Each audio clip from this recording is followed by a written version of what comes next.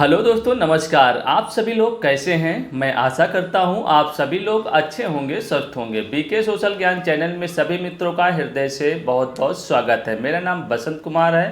दोस्तों, मैं आज के इस वीडियो में बात करूंगा नए कानूनों के ऊपर। जैसा आप सभी लोगों को मालूम हो चुका होगा दोस्तों, हमारे देश के आदरणीय प्रधानमंत्री श्री नरेंद्र मोदी जी के द्वारा बहुत ही ऐतिहासिक फैसले दिन प्रतिदिन लिए जा रहे हैं दोस्तों। इसी कड़ी में हमारे देश के 3 महत्वपूर्ण कानूनों को चेंज किया गया है, उसमें के प्रावधान बदले गए हैं दोस्तों। तो आप सभी लोगों को ज्ञात हो चुका होगा कि 3 जो नए कानून हैं 1 जुलाई 2024 से अपने देश में लागू हो चुके हैं दोस्तों। यहाँ पर आतंकवाद और मॉब लिंचिंग और अन्य कुछ महत्वपूर्ण विषय थे जिनका पुराने कानूनों में जिक्र नहीं था, उनका डिफिनेशन स्पष्ट नहीं थी। इन कानूनों के अंदर आतंकवाद की एक स्पष्ट डिफिनेशन दी गई है दोस्तों। जैसा आप सभी लोगों को मालूम होगा, पहले के कानूनों में आतंकवाद की स्पष्ट डिफिनेशन ना होने के कारण और स्पष्ट कानून ना होने के कारण 26/11 आतंकी हमले का जो मुख्य आरोपी अजमल आमिर का साहब था, उसको न्याय मिलने में, उसको फांसी की सज़ा मिलने में करीब 8-10 साल का समय लग चुका था और उसकी सुरक्षा और व्यवस्था में करीब करोड़ों अरबों रुपए तक का खर्च सरकार को करना पड़ गया था दोस्तों। उन्हीं सभी चीज़ों को चेंज करते हुए देश ने 3 नए कानून लॉन्च कर दिए हैं दोस्तों, लागू हो गए 1 जुलाई से। इस वीडियो में हम पूरी जानकारी देने का प्रयास करेंगे। जो मुख्य पॉइंट है, मेन प्रावधान है, उनके विषय में इस वीडियो के अंदर आपको जानकारी मिलेगी दोस्तों। चैनल में पहली बार जुड़े हैं तो कृपया इस चैनल को लाइक एवं सब्सक्राइब अवश्य कर लीजिए दोस्तों। वीडियो पसंद आए तो एक लाइक और शेयर करना मित्रों ना भूलिएगा दोस्तों। आइए आगे की जानकारी आपको देते हैं।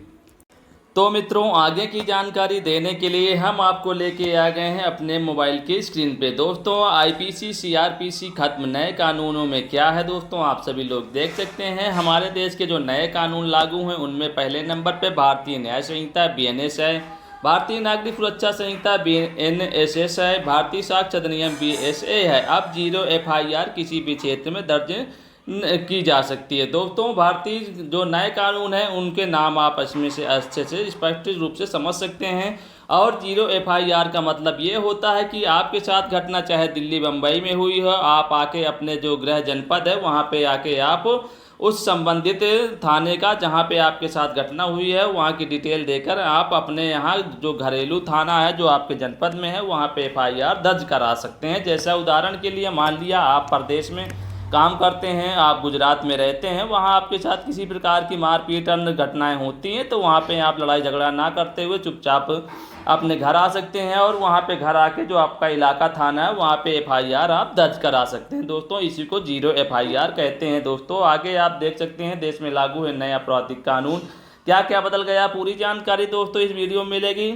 IPC CRPC खत्म हो गए। भीड़ द्वारा पीट कर हत्या होना, झपट मारी का प्रावधान दोस्तों इसमें किया गया। पहली बार आरोपियों पर होगा मुकदमा और सख्त सजा दोस्तों। महिलाओं व बच्चों के केस में 2 महीने के भीतर जांच पूरी होगी। बहुत ही महत्वपूर्ण चेंजमेंट दोस्तों किया गया। महिलाओं और बच्चों के अगर केस है, मुकदमे हैं, तो 2 महीनों के भीतर हर हाल में जांच पूरी करने का प्रावधान इस नए कानून के अंदर किया गया। लैंगिकता की परिभाषा में ट्रांसजेंडर भी शामिल किया गया है दोस्तों। बहुत ही इंपॉर्टेंट चीज़ें हैं, आप देख सकते हैं। बच्चों को खरीदना बेचना होगा जघन्य अपराध।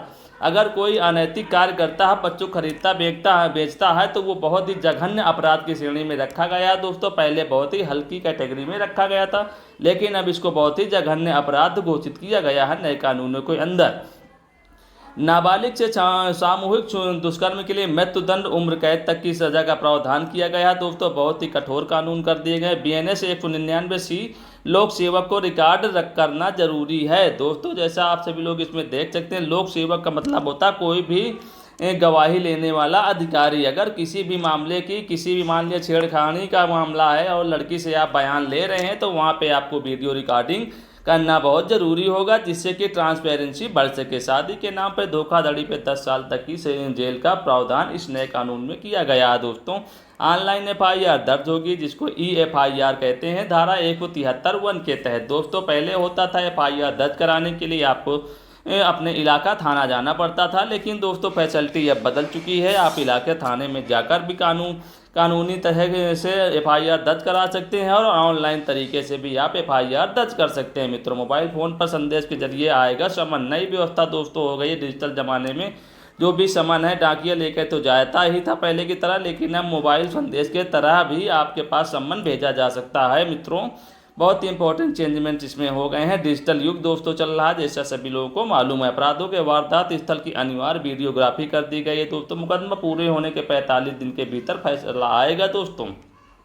ये बहुत इंपॉर्टेंट चीज़ हो गई है। अगर आपके मुकदमे की सुनवाई पूरी हो चुकी है तो आपका मामला को लटकाया नहीं जाएगा, तारीख पे तारीख नहीं दिया जाएगा, और 45 के भीतर हर हाल में जज साहब को, जो न्यायाधीश हैं, जो संबंधित माननीय अदालत है, न्यायालय है, उनको फैसला 45 दिन के अंदर हर हाल में देना ही पड़ेगा मित्रों। आप ऐसा आगे देख सकते हैं, आईपीसी की धारा 144 हो गई, बीएनएस की धारा 187। जैसा आप सभी लोगों को मालूम होगा, अधिकतर जो है चुनाव के समय में धारा 144 लागू हो जाती है। उस धारा 144 को जो भीड़ जमावड़ा को लेके होती थी वो 187 कहलाएगी अब नए कानूनों के तहत बीएनएस में। आईपीसी की धारा 3 हो गई है, बीएनएस की धारा 101। तो जो हमारी इंडियन पैनल कोड की धारा 3 होती थी, जिसमें मर्डर यानी हत्या के लिए उपयोग में लाई जाती थी दोस्तों, बीएनएस जो नया कानून है भारतीय न्याय संहिता, उसमें धारा 101 के तहत अब हत्या के मामले दर्ज किए जाएंगे। तो दोस्तों आप ये नहीं कह सकते किसी का मर्डर करने पे 302 दर्ज लग जाएगी, अब यहाँ पे धारा 101 लगेगी मित्रों। आईपीसी की धारा 307 हो गई, बीएनएस की धारा 109। जो हत्या का प्रयास करने के ऊपर आपके ऊपर धारा लगाई जाती थी आईपीसी के ज़माने में 307, वो अब 109 हो गई है दोस्तों। आईपीसी की धारा 420 हो गई है, बीएनएस की धारा 316। दोस्तों बहुत ही प्रचलित धारा है 420। ठगी धोखाधड़ी अगर आपके साथ कोई करता है तो आप 420 का मुकदमा करते थे, तो अब वहाँ पे हम 420 की जगह में अब आपको 316 याद रखना पड़ेगा। नए कानूनों में बीएनएस के तहत 316 के तहत आप जो है कानूनी कार्रवाई कर पाएंगे अगर आपके पास आपके साथ ठगी हुई है मित्रों।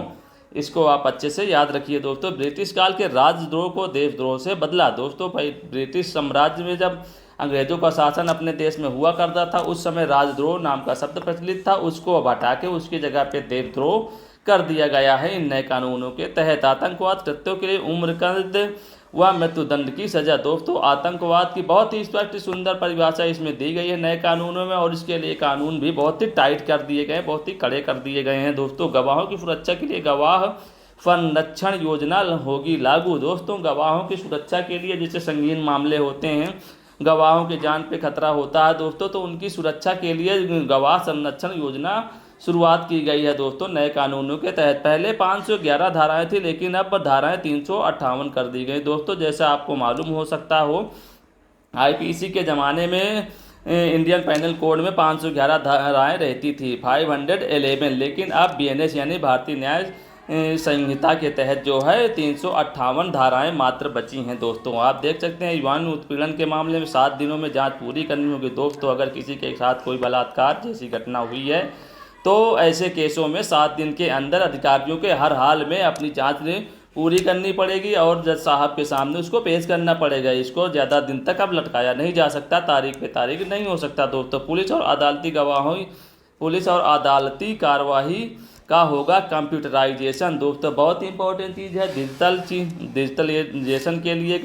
अब आजकल डिजिटल का ज़माना हो गया है, तो पुलिस और अदालत की जो भी कार्रवाई होगी उसको तुरंत कंप्यूटर पर फीड कर दिया जाएगा और ऑनलाइन आप कहीं से भी देख सकते हैं। इससे दोस्तों आप जो है अपनी अदालती कार्रवाई को आराम से देख सकते हैं। अगर दूर विदेश में कहीं रहते हैं तो भी आप आराम से कंप्यूटर से देख सकते हैं क्या कार्रवाई पुलिस या अदालत द्वारा आपके विरुद्ध की गई है दोस्तों। तो बहुत ही इंपॉर्टेंट बदलाव इस नए कानूनों में किया गया, जो कि समय की बहुत ही महत्वपूर्ण मांग थी। गवाह अभियुक्त विशेषज्ञ पीड़ित अदालत में वर्चुअल पेश हो सकते हैं दोस्तों। पहले ये होता था, कंप्यूटर का ज़माना नहीं हुआ करता, डिजिटल युग नहीं था, तो वहाँ पे ऑनलाइन पेशी नहीं हो सकती थी, लेकिन अब आप वीडियो कॉल के माध्यम से भी जो है अदालत में पेश हो सकते हैं दोस्तों। बहुत ही इंपॉर्टेंट चीज़ है इसमें साक्ष्य अधिनियम के अंतर्गत किया गया है। 7 साल या उससे अधिक सजा के मामलों में फॉरेंसिक जांच अनिवार्य होकर दिया गया दोस्तों। आप देख सकते हैं फरार घोषित अपराधियों की विदेश में संपत्ति जब्त की जाएगी दोस्तों। ये नहीं कि आप कोई भी अपराध करके विदेश भाग जाएंगे तो आपकी जो भी यहाँ पे संपत्ति होगी उसको जब्त कर ली जाएगी दोस्तों। फरार घोषित अपराधियों के बिना ही सुनवाई शुरू की जा सकती है। अगर कोई भी अपराध करके अपने देश से बाहर भाग गया है, नहीं उपस्थित हो रहा, तो भी उसके खिलाफ कार्रवाई अदालत में की जा सकती है। पहली बार अपराधियों के लिए न्यूनतम सजा कम की गई है दोस्तों। दंड के स्वरूप सामुदायिक सेवा कराई जाएगी दोस्तों। बहुत ही नई सज़ा का इसमें ऐलान किया गया है। कोई छोटे मोटे केस में कोई अपराधी पकड़ा जाता तो जज साहब उसको छोटे मोटे केस में जो सामुदायिक सेवा की सज़ा दे सकते हैं, जैसे नगर निगमों में नालियों की सफाई हो गया, पार्कों की सफाई हो गया, मंदिर मस्जिद की सफाई हो गई। तो ये जो सफाई का काम होता है सामुदायिक सेवा के अंतर्गत आता है और ये काम करने की भी सज़ा अब दी जा सकती है। यानी सज़ाओं में जो है ये एक नई सज़ा जोड़ी गई है, सामुदायिक सेवा की सज़ा। दोस्तों बहुत इंपॉर्टेंट चीज़ है, इसको आप सभी लोग याद कर लीजिए। भीड़ द्वारा पीट कर हत्या होना, झपटमारी का प्रावधान, पहली बार आरोपियों पर होगा मुकदमा और सख्त सज़ा। महिलाओं बच्चों केस में 2 महीने के भीतर जांच पूरी होगी। दोस्तों आप अच्छे से देख सकते हैं मेरा ये वीडियो। दोस्तों अगर पसंद आ रहा हो आपको तो एक लाइक अवश्य कर दीजिएगा। चैनल में पहली बार जुड़े हैं तो चैनल को सब्सक्राइब अवश्य कर दीजिए। दोस्तों वीडियो को देखने के लिए सभी मित्रों का एक बार पुनः हृदय से आभार एवं बहुत बहुत धन्यवाद मित्रों। नमस्कार, जय हिंद, जय भारत।